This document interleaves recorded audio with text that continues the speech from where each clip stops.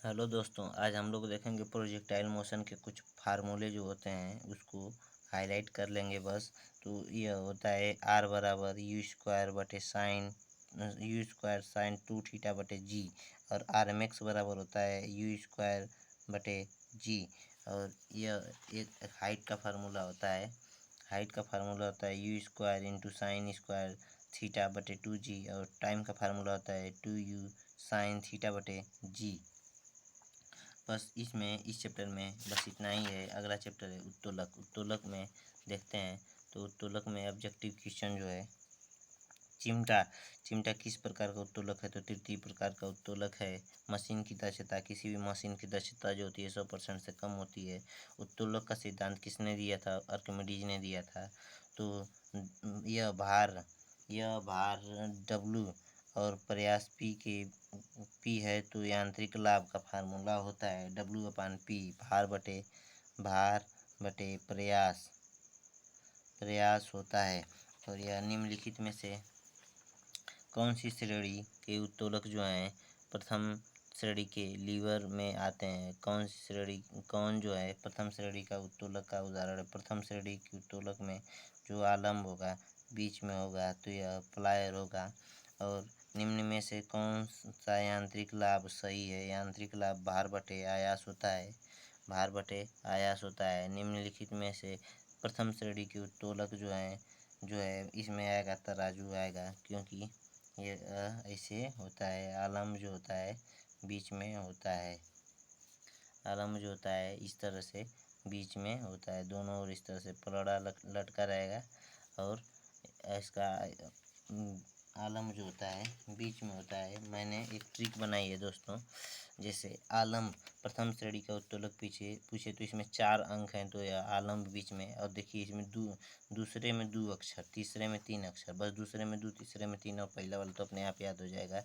तो आलम्ब जो होता है इस तरह से जो कटान बिंदु होती है उसको आलम्ब बोलते हैं। इस तरह से जो कटान बिंदु होती है उसको आलम्ब बोलते हैं। यह चिमटा में यहाँ पे होता है, और सरौता में भी यहाँ पे होता है। लेकिन सरौता में इस तरह से चाकू यहाँ पे लगा रहता है, भार यहाँ पे लगाते हैं लोग ऐसे, और यहाँ पे सुपारी रख के दबा देते हैं। और जो चिमटा होता है इस तरह से होता है।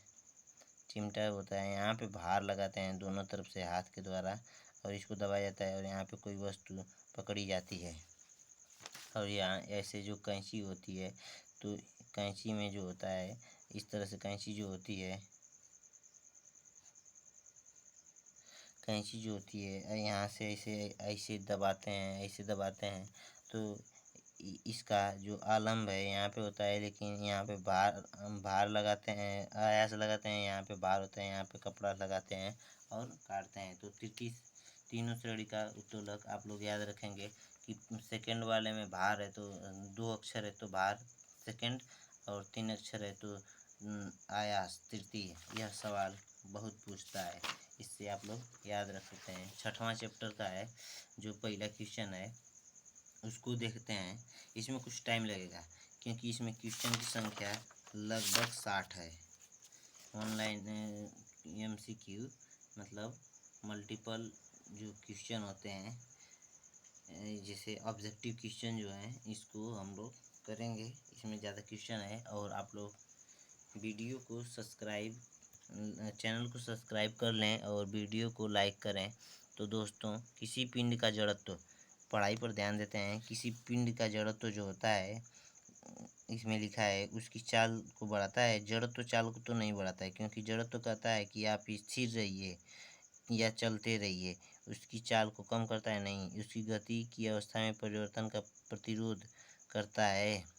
यस, क्योंकि जड़त्व जो होता है यही करता है। आप यहाँ पे रुके हैं, यहाँ पे यदि रुके हैं तो रुके ही रहेंगे, चल रहे हैं तो चलते ही रहेंगे। तो अवस्था का प्रतिरोध तो करता ही है। कोई यात्री किसी गतिमान रेलगाड़ी में एक सिक्का उछालता है और उसके पीछे गिरता है, तो यह अर्थ है कि रेलगाड़ी की गति जो है त्वरित गति है, यानी कुछ त्वरण से आगे बढ़ रही है। रॉकेट किस सिद्धांत पर कार्य करता है? तो समवेग संरक्षण के नियम पर कार्य करता है। यानी 1/3 ऊंचाई तक जल से भरा हुआ टैंकर एक समान गति से चल रहा है, तो अचानक ब्रेक लगाने पर टैंक से भरा जो जल होगा उसकी जो क्या होगी, गति जो होगी आगे की ओर गति करेगा। 2 किलो द्रव्यमान, 2 किलो द्रव्यमान का कोई भी पिंड, 2 किलो द्रव्यमान का कोई पिंड किसी घर्षणहीन क्षैतिज मेज पर 4 मीटर प्रति सेकंड की नियत वेग से फिसल रहा है, तो वस्तु के इसी वेग से गति बनाए रखने के लिए आवश्यक बल जो होगा 0 न्यूटन होगा, क्योंकि बर्फ जो क्षेत्र है घर्षणहीन है, यहाँ पर घर्षण लगेगा ही नहीं, तो बल की कोई आवश्यकता, अतिरिक्त बल की कोई आवश्यकता है नहीं।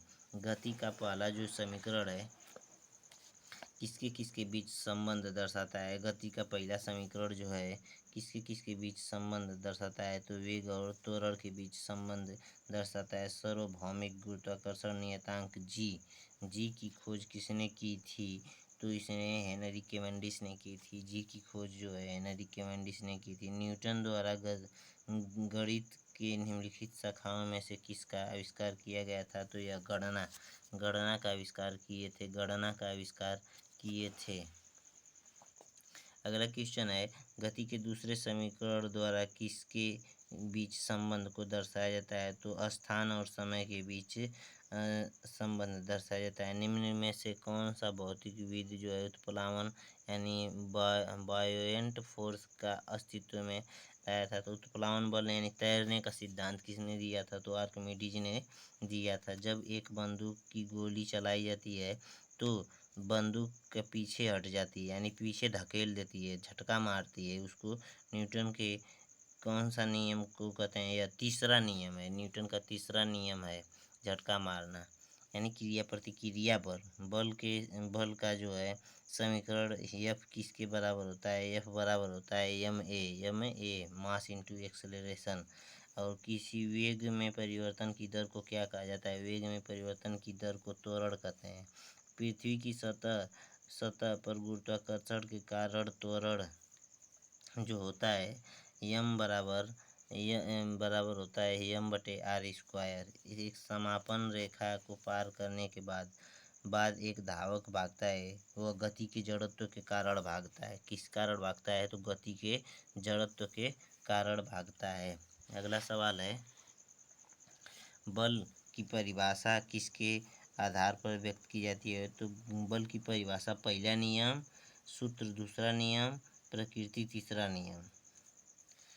परिभाषा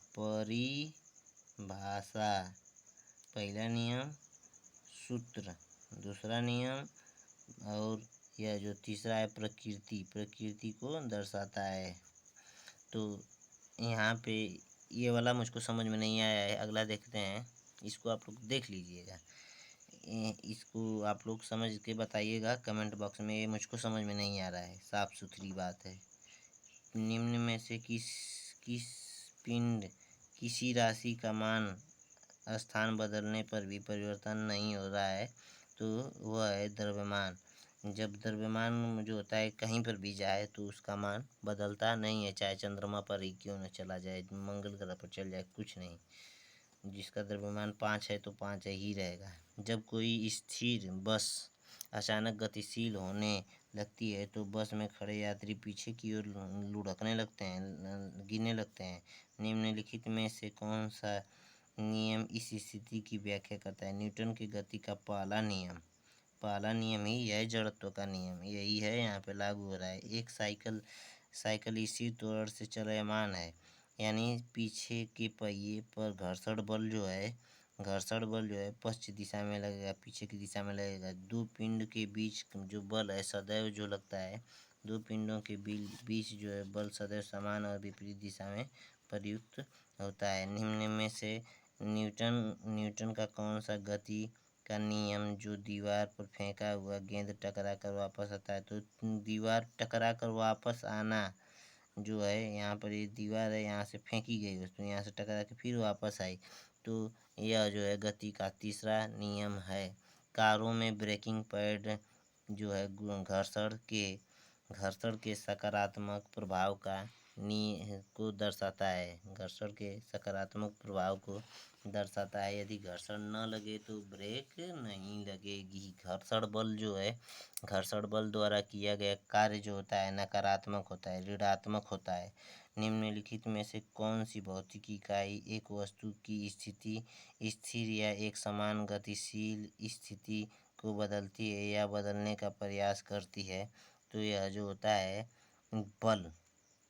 बल लगाकर किसी वस्तु की स्थिति या स्थिति स्थिर वस्तु को एक समान गति में बदल सकते हैं। बल यानी पावर यानी फोर्स को लगाकर यदि जब आप किसी चीज़ को बल लगाएंगे तो उसकी स्थिति में परिवर्तन हो सकता है, यह विज्ञान भी कहता है। और विज्ञान के हिसाब से अगर आप किसी भी चीज़ पर बल लगा रहे हैं तो वह स्थिति बदल जाएगी, उसकी स्थिति बदल जाएगी, चाहे वो आप खुद क्यों न हो। तो आगे देखते हैं कि कोई वस्तु सतत चाल से गति करती रहती है जब तक उस पर कोई कोई बाह्य बल न लगे। अगर कोई वस्तु है, यह जड़त्व का नियम है, पहला नियम है। झूले पर लड़के की गति जो होती है एक आवर्ती गति होती है। निम्नलिखित में से कौन सा कथन न्यूटन की गति के तीसरे नियम के लिए सही है? न्यूटन की गति के तीसरे नियम के लिए सही है जो बल अलग अलग निकाय पर विपरीत दिशा में लागू होता है। बल क्रिया प्रतिक्रिया बल जो होता है उसी को बोलते हैं।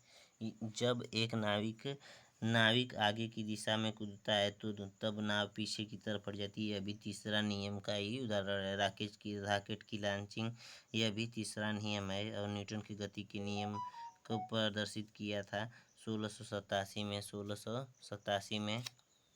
और जब न्यूटन की गति का तीसरा नियम किससे संबंधित है? जब कोई व्यक्ति एक नाव से नदी के किनारे पर कूदता है तो नाव जो है पीछे की ओर चली जाती है।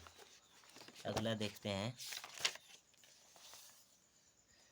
33 क्वेश्चन। 33वां क्वेश्चन जो है बल की परिभाषा किसके आधार पर व्यक्त की जाती है? तो पहला नियम जो है बल की परिभाषा को दर्शाता है। गति का जो दूसरा नियम है, गति के दूसरे नियम से जो समवेग का पता चलता है, इसको छोड़ देते हैं, यह न्यूमेरिकल है। और गति एक ऊंची छलांग लगाने वाला व्यक्ति ऊंची छलांग से पहले एक समय तक दौड़ता है क्योंकि गति का जड़त्व से लंबी छलांग लगाई जा सकती है। किसी स्थिर वस्तु के स्थिर रहने या गतिशील वस्तु को उसके गतिशील रहने की प्रक्रिया कहलाती है तो जड़त्व कहलाती है।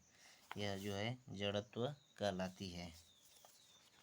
स्थिर या गतिज अवस्था में परिवर्तन का प्रतिरोध करने की वस्तु की प्रवृत्ति को कहा जाता है तो यह जड़त्व कहा जाता है।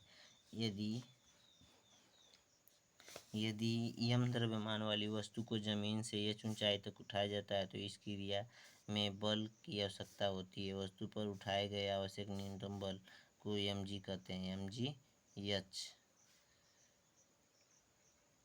एक फार्मूला होता है। उठाए गए न्यूनतम बल को mgh बोलते हैं।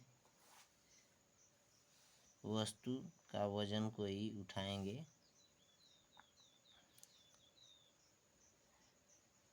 दोनों वस्तुओं के मध्य, अगला सवाल है, दोनों वस्तुओं के मध्य का बल हमेशा बराबर तथा विपरीत दिशा में होता है। यह विचार न्यूटन के किस नियम को दर्शाता है? तो न्यूटन का तीसरा नियम। अगला है, एक व्यक्ति स्थिर पानी में नाव पर खड़ा है। यदि वह नाव तट की ओर चलता है तो नाव तट से दूर चली जाएगी। नाव जो है तट से दूर चली जाएगी। निम्नलिखित में से कौन सा प्रकृति में भी अकेले नहीं रह सकता है? तो यह बल है। बल अकेले कभी नहीं रह सकता है। यदि एक वस्तु दोनों सिरों से पकड़कर खींची जाए तो उस पर लगने वाले बल को क्या कहा जाता है? तो खिंचाव बल कहा जाता है। किसी पदार्थ पर जो है यहाँ पर भरेंगे बाह्य बल कार्य करने के बावजूद भी उसके आकार में परिवर्तन न हो तो यह वस्तु दृढ़ कहलाती है। निम्नलिखित में से कौन एक वस्तु पर लागू असंतुलित बल का प्रभाव नहीं है तो वस्तु की गति में परिवर्तन का कारण नहीं बताता है। दो वस्तुओं के मध्य परस्पर क्रिया जो होती है, बल, दो वस्तुओं के मध्य परस्पर क्रिया होती है और यह जो यहाँ पे बल भरेंगे, यहाँ पे जो होता है, यहाँ पर जो बल की प्रकृति में कभी अकेले नहीं हो सकता है। निम्नलिखित परिस्थितियों में से किसमें कार्य नकारात्मक बल द्वारा कार्य किया जाता है तो सी, जब कोई वस्तु बल की विपरीत दिशा में स्थापित होती है। तो निम्नलिखित में से इसका अगला देखते हैं, निम्नलिखित में से कौन सा घर्षण बल के बारे में सही नहीं है। घर्षण बल के बारे में सही नहीं है तो रोलिंग बेयरिंग स्लाइडिंग घर्षण की तुलना में अधिक होती है। निम्नलिखित में से यही सही नहीं है क्योंकि यह मशीनों में बॉल बेयरिंग से घर्षण से कम होती है। रोलिंग बेयरिंग अधिक लगता है। यदि किसी गतिमान वस्तु पर कोई बल आरोपित नहीं है तो यह किसके कारण रुकेगी तो यह घर्षण के कारण रुकेगी। दो सतहों के बीच सतह की अनियमितता के परिणाम स्वरूप होता है घर्षण। गति का जो द्वितीय नियम है, किसी वस्तु के गति में परिवर्तन की दर को शुद्ध बल की दिशा, किसी वस्तु की गति के परिवर्तन की दर शुद्ध बल की दिशा में वस्तु पर लागू शुद्ध बल के अनुपाती होता है। इसी को दर्शाता है। एक वस्तु पुराने मॉडल या पेंडुलम की घड़ी पर कार्य करती है तो यह पूरी तरह से मैकेनिकल है।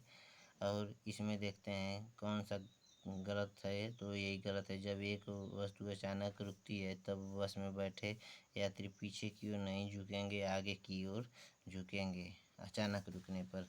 गति की तीसरे नियम जो है स्थिति और वेग के बीच संबंध दर्शाता है। न्यूटन के गति का दूसरा जो नियम है बल के प्रभावों को समझाता है। जब किसी प्रतिरक्षा बल F को विपरीत दिशा में लगाया जाता है तो दो दिशाओं के बीच का कोण होता है 180 डिग्री।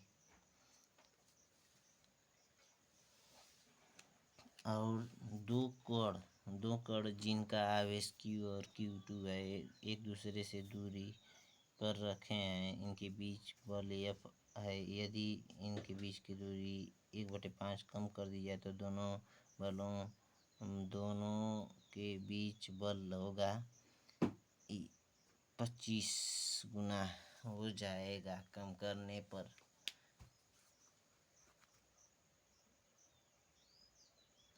तो धन्यवाद दोस्तों। यदि वीडियो पसंद आए तो चैनल को सब्सक्राइब और लाइक करें। धन्यवाद।